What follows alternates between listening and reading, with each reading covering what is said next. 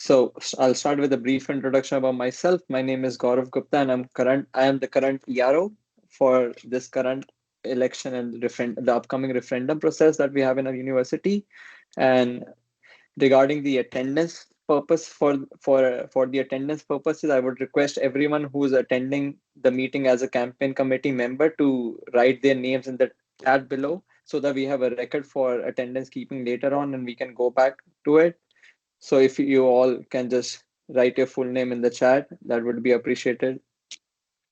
I also have started my screen share with the presentation up. So if everyone in the chat is able to view it, just give me a thumbs up.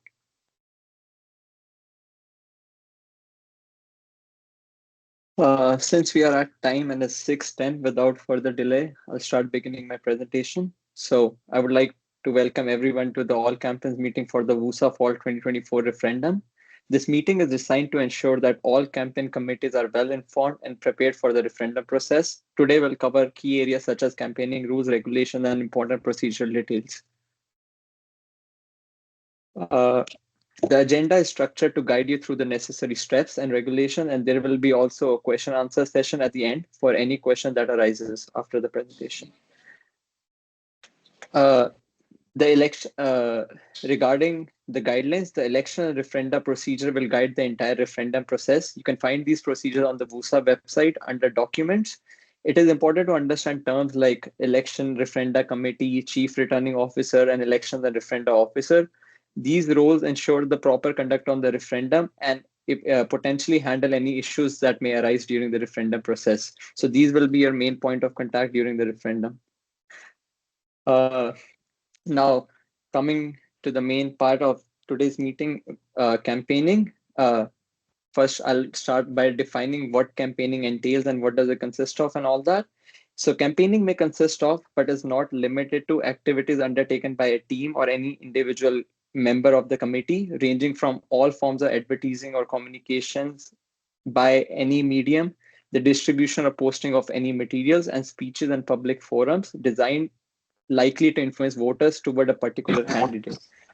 The definition is intentionally abstract and will be interpreted with the presumption of innocence before guilt. We will be interpreting the definition with flexibility and adhering to the spirit of the procedure rather than the later. But it is important to note that not only explicitly saying vote for committee X can be considered committee, it can entail multiple things beyond explicitly saying vote for a particular committee or something.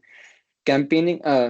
Now, regarding the campaigning and campaign materials, physical materials such as posters, signs, and banners are permitted at the discretion of the at the University Plant Operations Department.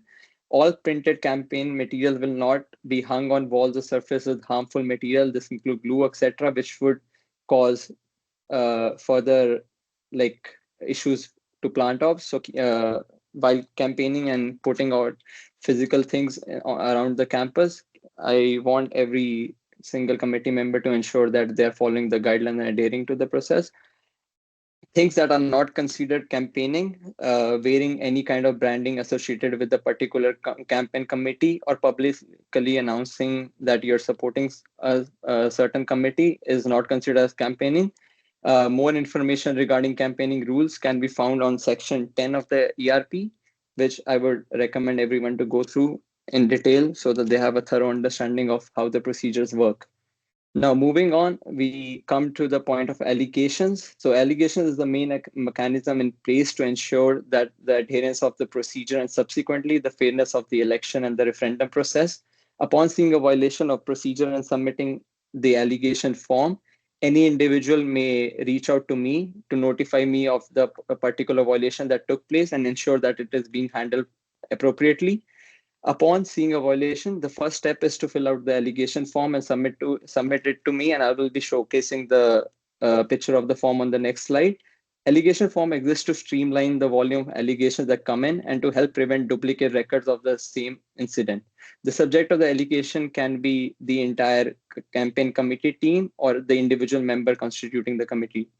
Please note that a candidate who is part of an overall team would incur demerit points for the entire team, not just individually. So that's something to be keeping in mind.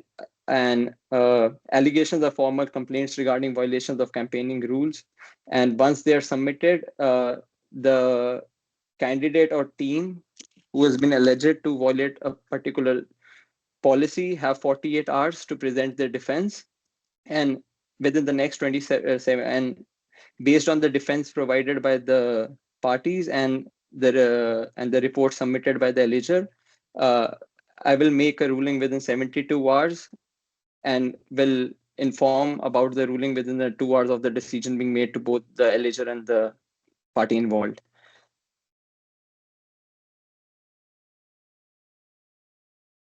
Uh, on this particular slide, you can see a copy of the violation complaint form, and which is available on the WUSA's webpage within the elections subpage.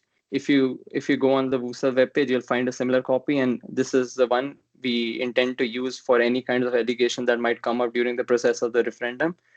And the responses of these forms are directly received by me and the CRO. So will once an allegation is submitted and notified of, will ensure that it is being appropriately handled. Now, regarding following allegations comes appeal. So what can you do when a decision on an allegation is made? After receiving the decision, the alleged or the alleger can both appeal the decision by submitting an official appeals form to the ERC committee. The appeal form is also available within the same sub-page, within the same election sub-page within our WUSA website, and can be used if the results of the allegation, if the decision of the allegation is unsatisfactory to either of the parties. The one thing that should be kept in mind is that after a decision is being sent out regarding an allegation, if someone has to file an appeal, it should be within the next 24 hours of the period. So that's one timeline someone should keep in mind if they plan to appeal a decision or something, because these timelines are strict, and after that, like, it's the discretion of the CRO to whether or not if they want to review the particular appeal or not. Uh,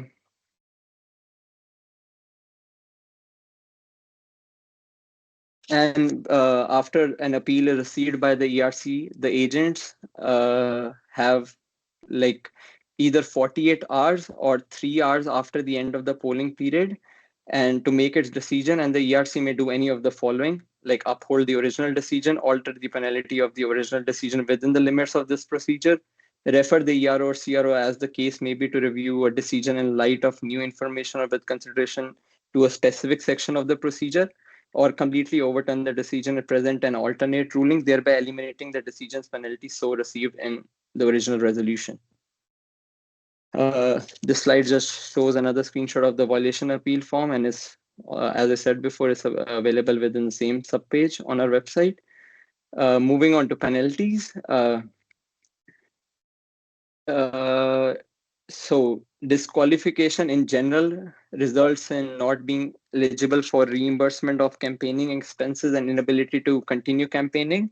And over a period of over the campaign period, a team or an individual can accrue multiple demerit points.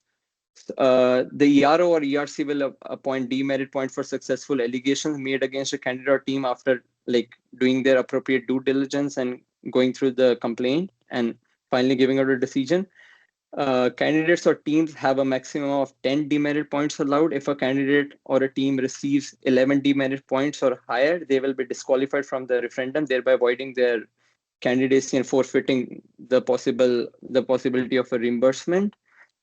If disqualified, signs and there would be information posted on the WUSA webpage to make sure everything is fairly available to access and accessible to all the details regarding any kind of decision being passed out.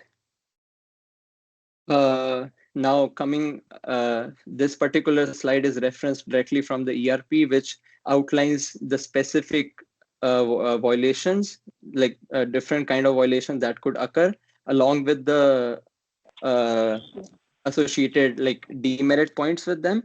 Violations range from overspending on campaignings to more. Sorry, one second. I'm on the phone right now. Oh, okay. Can you mute him? Yeah. Violation ranges from overspending on campaigns to further severe breaches such as bribery or lying to the ERC intentionally. Specific penalties for each violation are outlined in the ERP, so it's crucial to follow the rules carefully. Regarding spending limits, this chart particularly outlines the budget allocated to each referendum committee, and looking at the chart, we can see like each referendum committee is allocated a budget of $500, which is not individually per member of the committee, but for the entire campaign committee team itself. So ensure that any spending that you are doing is in line with the budgets, the spending limits we have provided, alongside with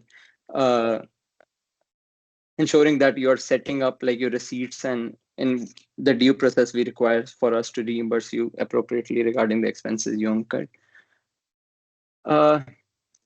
Regarding how to submit your expenses and details around that particular bit, we will only be accepting official and original receipts as a safeguard against unreported expense violations. We will not be accepting photocopied or non-official receipts, and moving forward as per request, as per the request of the accounting department, we only require original receipts for auditing purposes. If you would like to be reimbursed, please keep all of your receipts handy. Candidates that do not have any expenses are still required to indicate to me that no campaign expenses were incurred. The fair market value of all donated or significantly discounted campaign material and gifts in kind will be assessed by the ERO and CRO and will count towards the candidate's campaign, the referendum committee's spending limit. But keep in mind, the only net cost incurred to acquire a product or service will be reimbursed. What is the fair market value? The fair market value cost equal to lowest is the lowest price of a product or service without special discounts from a set of at least 3 prices from Waterloo regional merchant. This will be the price that will be used for budget calculation, but not for reimbursements. This particular slide outlines the reduction in your spending limit, like in your reimbursement, if you accrue demerit points, and is subjective based on the number of demerit points accrued throughout the campaigning process. So if you are disqualified and you accrue 11 or more than 11 points, you won't be reimbursed for any of the expenses that you might have incurred during the campaign process for the referendum. Now, just wrapping it up quickly, these are some key important dates which everyone must be aware of. We are currently in the interim period, and which will be ending tonight, and campaigning would officially kick in from tonight, like 12 a.m. And voting period officially begins on the 1st of October midnight. Some key information is campaigning is permitted during voting period, but you may not provide a direct mechanism of voting to any eligible voters, and try to ensure that you're not present while an elector is voting so that we can consider the vote casted as a fair vote and the whole process as a fair election referendum process. Regarding your contact details, there are 2 main points of contact regarding any kind of issues you encounter with the referendum process. Is the first one is me, like the ERO, and the second one would be Marvin, who is the current CRO, and their contact details would be shared with you like as this deck is sent out after the meeting concludes. And regarding the last particular bit is about the election events that we have planned out uh, for the referendum. And today we have already conducted a all candidates meeting, so we'll be further moving on to the next bits of campaigning, and we'll be reaching out to all committee members with further information and updates regarding the referendum process. And that would be my bit.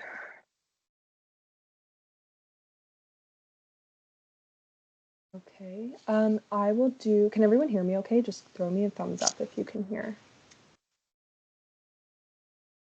Yes, okay. Let me just share my screen.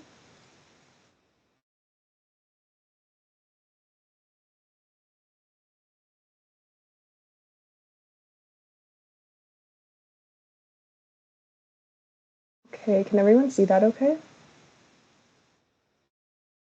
Okay, cool. My name is Hannah. I am a communications and media relations specialist with WUSA, and I'm just gonna run you through some campaign communication guidelines ahead of the campaign period starting tomorrow. So again, this information is specifically related to any digital, social, in-person communications and marketing around your campaign. If you have questions about the rules, allegations, appeals, please reach out to the CRO or the ERO and they'll be able to help you with that question.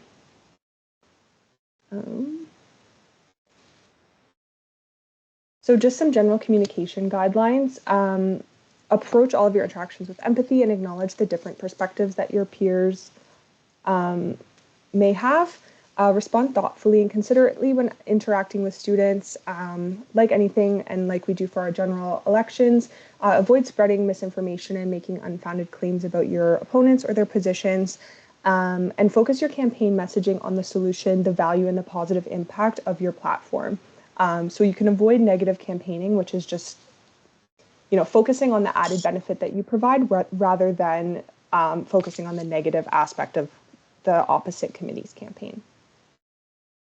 And I think there's one person in the chat that can't see it. I'm reading through everything, but this presentation will also be sent out to you after, so you will have all of this information if it's not working. And if it's not working for more than one person, throw it in the chat, and I will try to troubleshoot.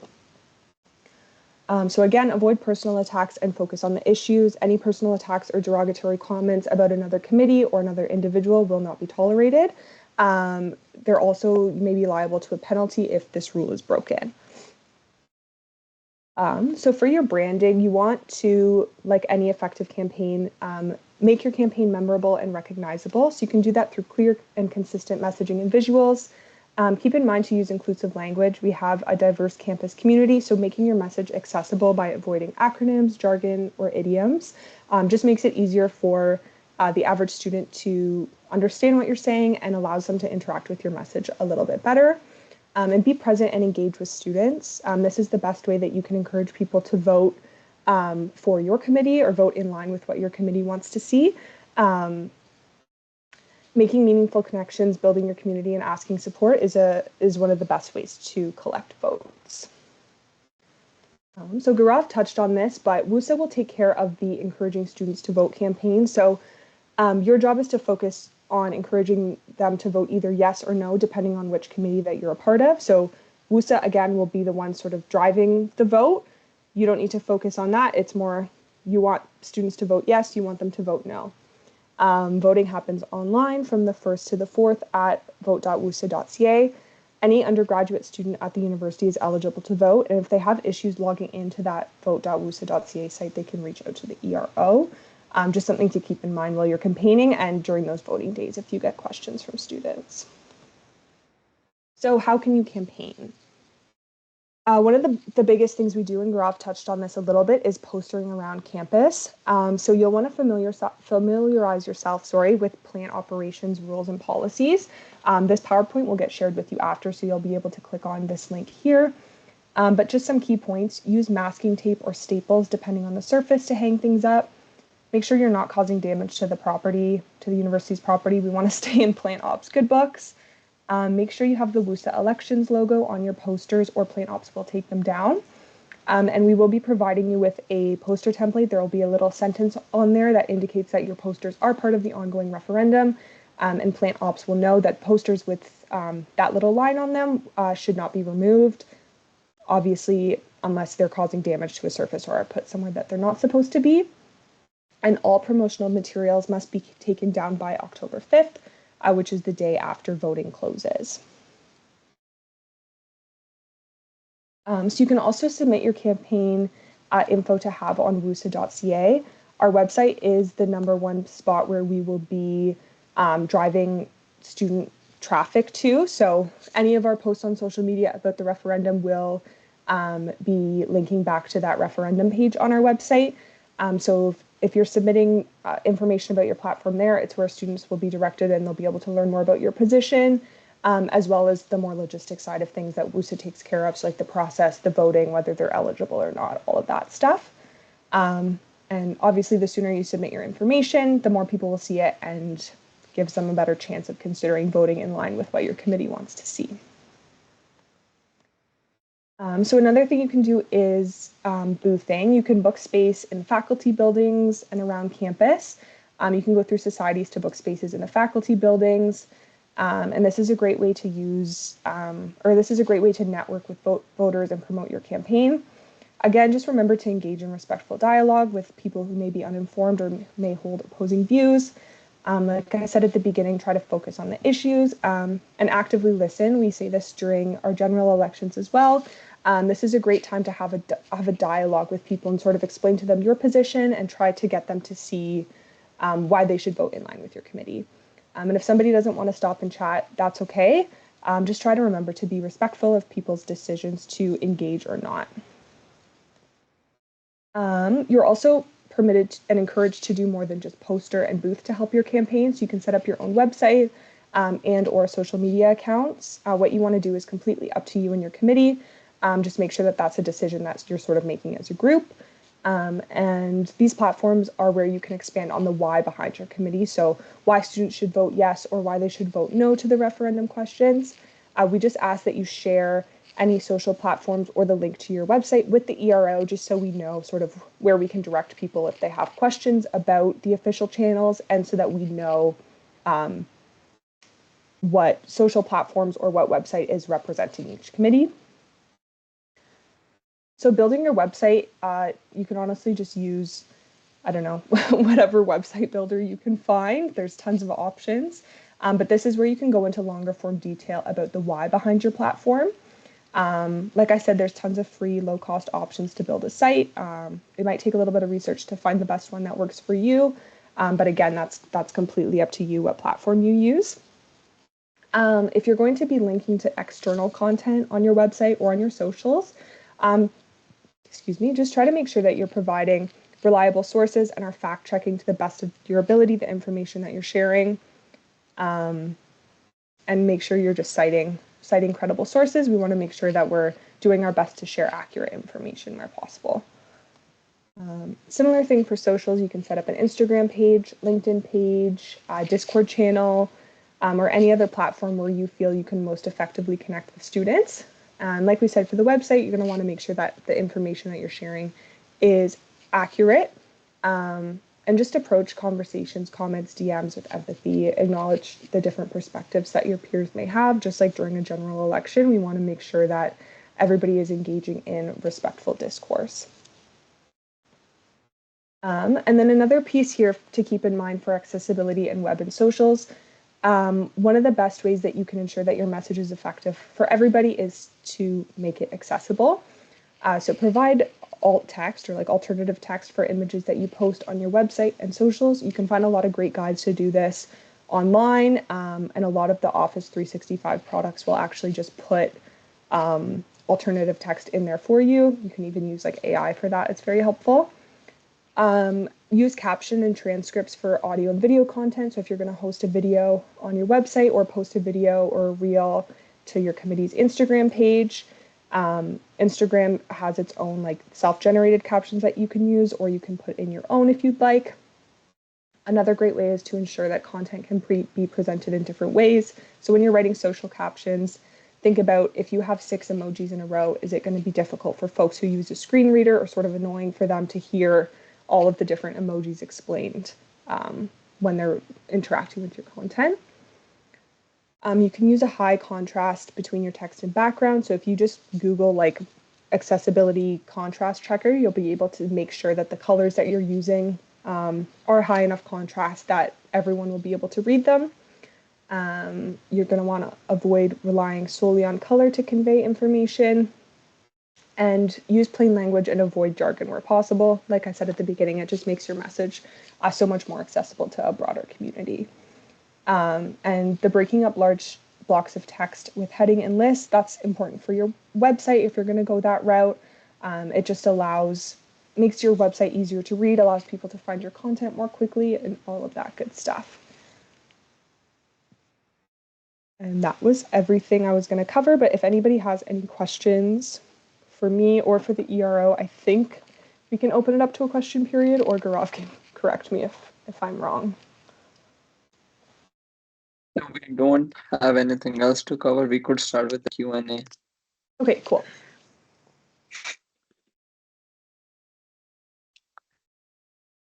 I see two hands raised up. I'll start with the number one. I'll let Hamid talk first, maybe. Yeah. It says Amira's number one on my screen for hands raised. So. Yes. Can you hear me? Yep. That's all good. I can hear you. Amazing. Can you hear me? Yes, I can hear you. Thank you very much, both Gaurav and Hannah, for your presentations. Very, very insightful, and it's good to be aware of all of the logistics and also all the tips you guys gave us. So we really, really appreciate that. I did have a couple of questions. Starting with, I noticed, Gaurav, in your presentation, you mentioned something about campaigning during the vote period. I just wanted to inquire about how that looks, because it seemed like there was an intricate point there as well. There's no intricate point as such. We have allowed official campaigning during the voting period. The only intricate point I would say is like you cannot explicitly tell someone that go vote for like XYZ. Like you just have to, like, it's the same campaigning that you would be doing during the campaign period that would still like go on during the vote period as well. So if you want to spread the word across about a committee or something like those kind of similar things, is similar campaigning that would take, but there's no special intricacies involved during that period itself. Okay, amazing. Okay, I just wanted to clarify on that note to make sure I understood it right. Another question that I did have was at the very beginning, the first slide that you had mentioned was regarding that all forms of communication are considered campaigning. And so I just wanted to also inquire there, because there might be students on campus, for example, that share it with their classmates, even though they're not registered as campaigner committees. In those cases, they're not committee members. Is such activity still considered campaigning, even if it's just implicit conversation with their own peers? That ideally should not constitute campaigning, as long as there's no effect on any we are upholding the sanctity of the referendum process, and there's no unfair means that are promoting votes toward one particular side. As long as something like that is not happening, that should be good. Okay, sounds good. Thank you very much. I have a couple more questions, but I know there's a few other hands, so I'll leave room for folks to ask first. Yeah, I think I see another hand raised from Stathia. I'm not sure if I'm pronouncing your name correctly. Yeah. My bad. That's okay. Just a quick question. So this is a WUSA referendum, not Waterloo University of Waterloo referendum. So what would be the benefit of whatever result happens? What happens after that? I will probably let Marvin take on this particular question.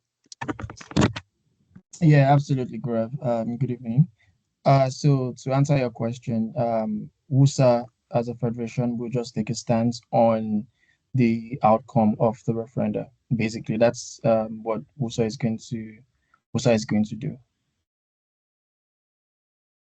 Okay, so whatever the result is, that's going to be WUSA's official position, and then after that, would it campaign or edge the university on taking that similar position, or no, nothing happens after that? I mean, so basically, because not all referendums are binding, and in this particular one, we cannot force the hand.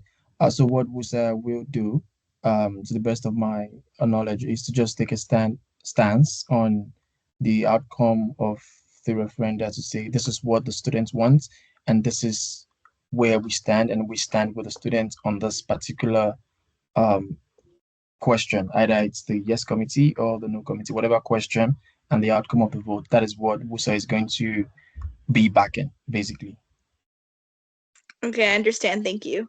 You're welcome.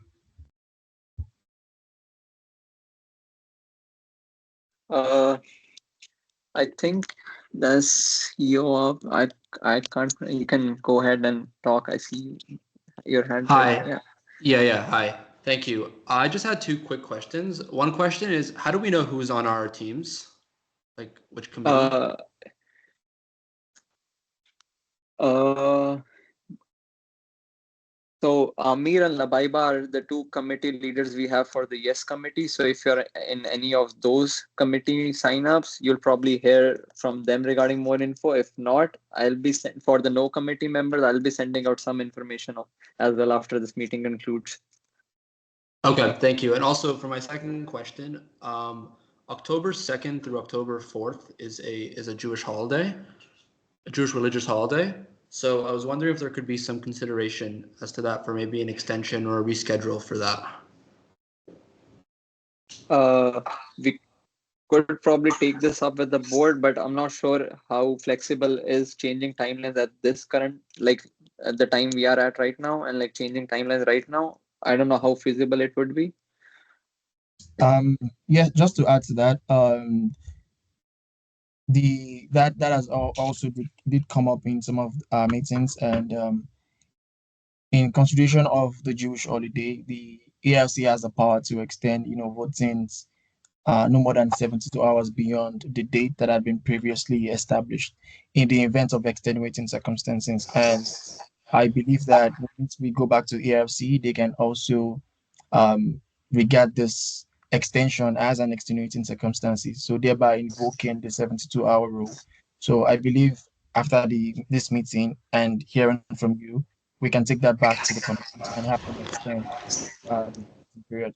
If that has been extended, there's a communication from the CRO or the ERO, and also a communication from the comms in respect of date changes. Okay, thank you so much.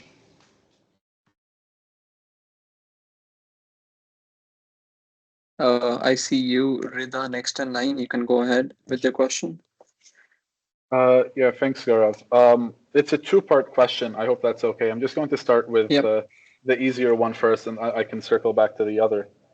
Right. So, firstly, for the Yes Committee, we have some interest, both from our committee and from outside, for running a teach-in during the campaign period, to sort of try to inform students on some of these issues about, say, ESG factors, what those terms mean, and so on. And we want to make sure that they're well informed when they cast that vote. So in terms of the ERP that's been outlined, would you say that it's acceptable to have, say, a faculty member with relevant expertise from UW? So for example, I don't know, someone from the financial management departments, to help lead that teach-in and give that information from a sort of academic or educational standpoint? I'll also probably let Marvin take this on. Yes, thank you, Gaurav. If I get the question well, if you can just summarize the question again so I get the intricate points of and how to answer.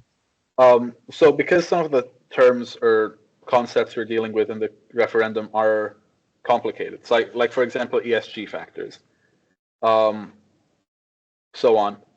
We know we're not allowed to have external people support our campaign, obviously. Would having a faculty member from UW, a professor at UW, help us in that teach-in, maybe speak at that teach-in, would that be acceptable? I mean, to an extent, I would say yes and I would say no. So I'm going to start with yes. So long they confirm, those persons confirm with the rules of the election and referendum procedure, and also as part of the rules, which I believe everyone has at their disposal, also states the conditions of non-arm's length parties members in submitting their names, give us an idea of what they're going to do before they actually do that. Because once they do, you know, probably, for example, influence the voters' decision, we cannot now say, oh, they are not part of the campaign team, they are volunteers, or they are this or they are that. Everyone forms part of the same team. So basically what happens to A also happens to what happens to A happens to B because it forms part of the same same committee. So it's just for us, for the ER to be aware of what is happening and who is going to, for example, like what you mentioned, the professor is going to do certain things, so we can ensure that and remind the committee leaders to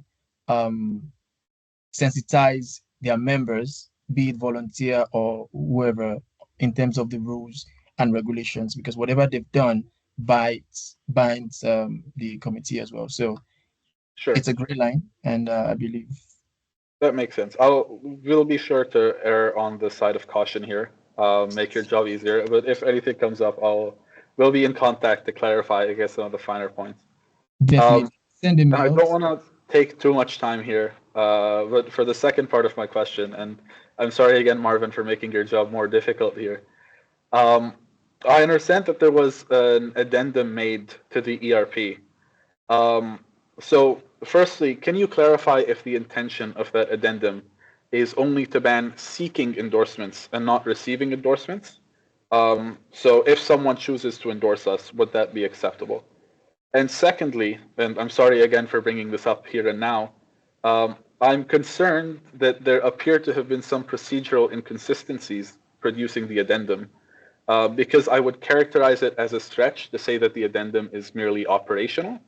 And I believe it should have received board approval, because it doesn't appear to be a simple clarification, but a material change. And not only should it probably have received board approval, it probably, according to board policy, should have been made more than 30 days in advance of the start of the referendum event, which, as far as I understand, includes the nomination period. So I'm sorry to bring this up here, but I'm No, hoping you it's can okay. It's answer fine. that. It's fine. I mean, it's expected. I mean, and thank you for the question. It shows that what we are all doing. I mean, WUSA is doing it. It shows that people are actually, paying attention and also reading the documents that we have online and following up with the referendum process, which is something that we want, and I mean, we're appreciative of that. So just to answer the question, yes. So I'm going to take the first shot at myself. I believe that the wordings that we used, the wordings addendum made it um, a bit difficult to it gives a lot of room for interpretation, which is on my side, because I have multiple meaning of what an addendum is, not just an addition to a document, but also to clarify the intentions or interpretations of a document. So what we mainly have is more of an information materials, just to explain what we already have in the ERP, and also to go further to one of the points you made, that it probably changes the election and referendum procedure. It does not. I can guarantee you that everything in the addendum is coined out from the election and referendum procedure as an interpretation to make it easier for readers to look at it and understand what the document is saying. Because the ERO and the CRO is left with that interpretation. So what I have done is, rather than allowing the interpretation to be within the scope of governance, I've given an explanation of those interpretations so that members can see them, rather than myself and the ERO or the executive director or the board in this case when it goes to an appeal. So that is why we have it there. And also about it going to the board in 30 days. Now, thank you for that. It shows that you've also read the board policy and all those things. So it specifically says that if there is an amendment to a governing document, and as at the time, 30 days before voting. So what we have is not an amendment, because if it is an amendment, it would have actually even gone to the governance committee and a recommendation to the board. But in this case, it is not an amendment. If you check the addendum, there is nothing new in the addendum that is not already um, in the election and referendum procedure. You can quote me on anyone and I can tell you where it is. So the only difference is that it is not word for word, it is just an interpretation, which is the same interpretation that the ERO will be using, or myself will use, as a guide when there is alleged misconduct or anything like that, because it is all at the purview of the ERO, which is not explicit in the election and referendum procedure. I understand we have a lot of work to do in terms of understanding and interpreting the documents for fairness and equity. But to my better understanding, and better judgment, I thought that I was doing, or rather, I thought that we did what was best for people to see what mechanisms we will be using.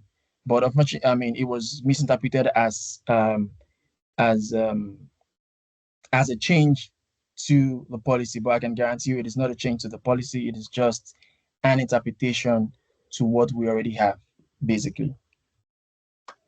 Okay, thanks for clarifying that. So I guess not to get picky on the wording. It's sort of a memo.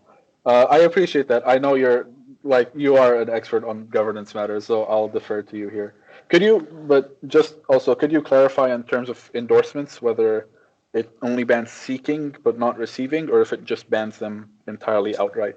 Because Okay. in the last WUSA general election, there was an endorsement, and endorsements were a part of that. And they were, I believe, allowed in that election earlier this year, Yes. last year. Yeah, I understand that, and I mean, I wasn't here at the last election, so I'm just fresh. I'm just new to all of this. So I'm just reading and interpreting the documents the way they ought to be interpreted.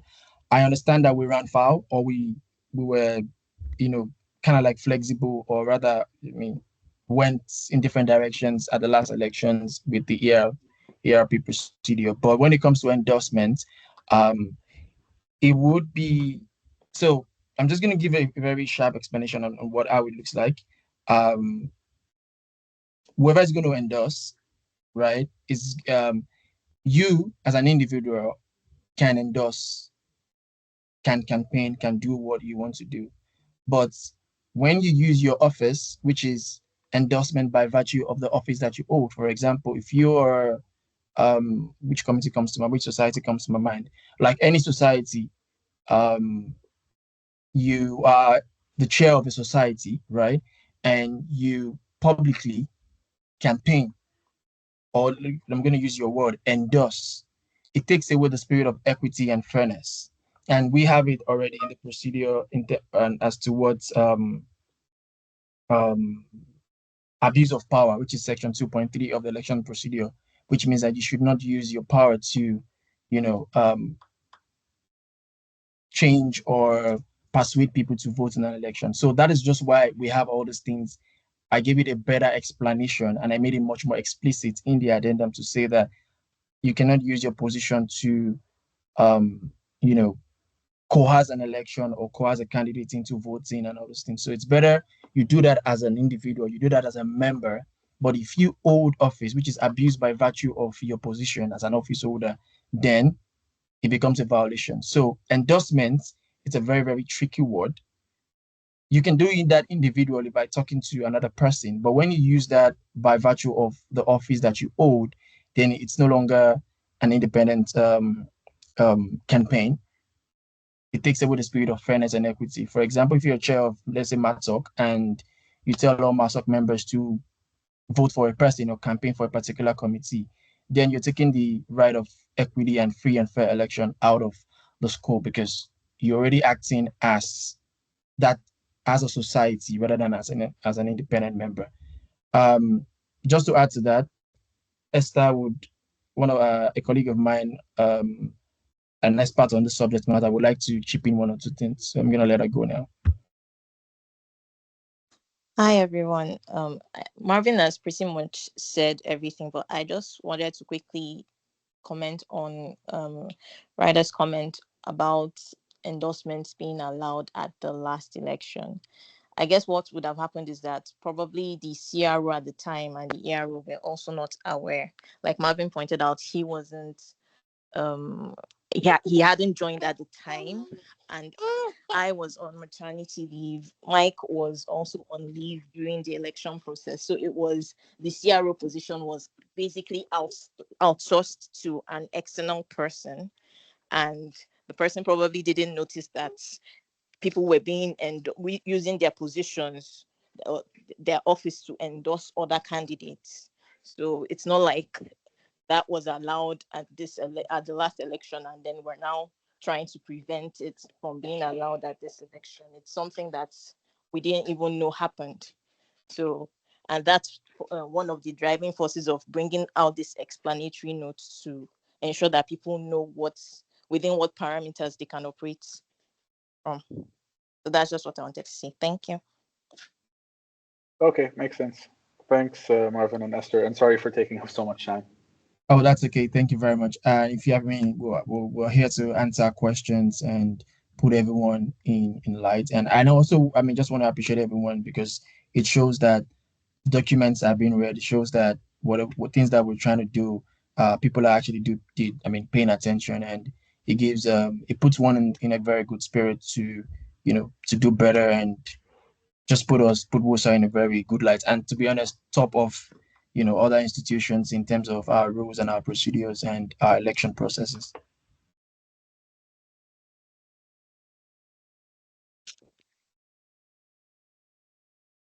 Yeah, Gaurav, over to you. Yep, I'll let Amani take the next question. They have their hand raised for quite some time.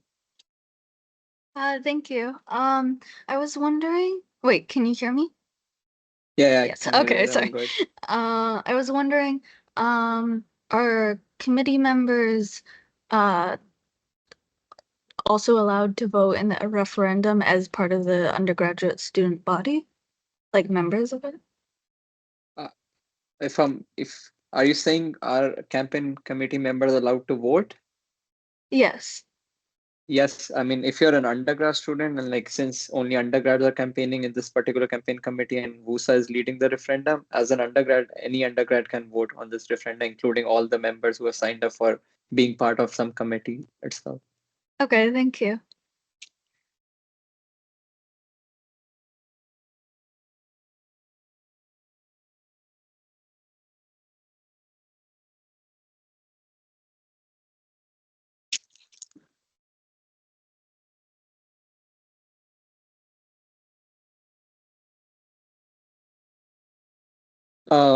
So if there are not any further questions, I'll keep the meeting open for another 5 minutes and let anyone, go ahead.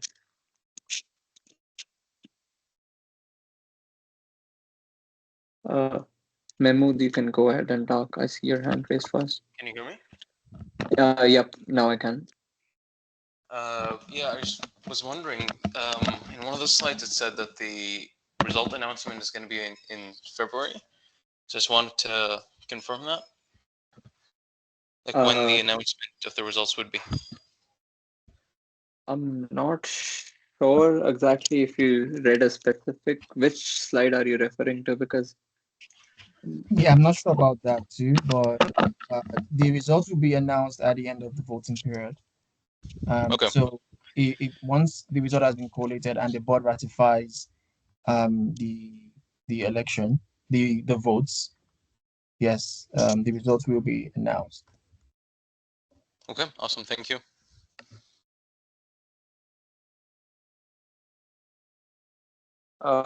Amir, you can go ahead. I think there's no one else online. Thank you. Thank you very much. I'm going to recycle on that. I had a couple other questions I noted down, and I want to say thank you guys for your patience with us and answering all these questions. We really appreciate it. One note here, actually, with the slides that were presented to us just now, just curious here, you guys may have mentioned it and it slipped past me. Will the campaigning committees receive would they be able to receive that presentation via email or such for further reference? Yep. So after the meeting is concluded, we'll be sending out the presentation, both the presentation decks that were used during the meeting, as well as a summary of the meeting. And for all those committee signups who haven't been able to join, we'll be sharing the link of the recording as well. Okay, that sounds amazing. Thank you guys very much for your diligence with that.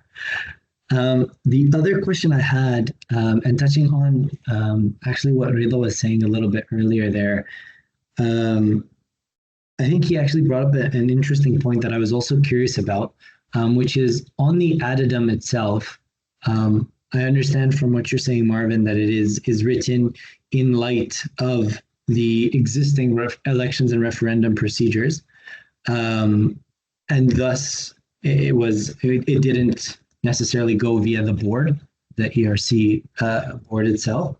But on that note, one particular question that I had in my mind was then, for some of these sections, it doesn't seem that it is referencing specific clauses or sections within the election referendum committee, particularly the one that Rida was, I believe, touching on, which is the groups, clubs, and service executives. So I was just curious as to which clause or section that one would be related to. Yeah, like I mentioned before, so basically it's just an interpretation, but if you check 2.3 talks about abuse of power. So I mean, if you have the only way you can abuse of power, it's subject to various interpretation, and um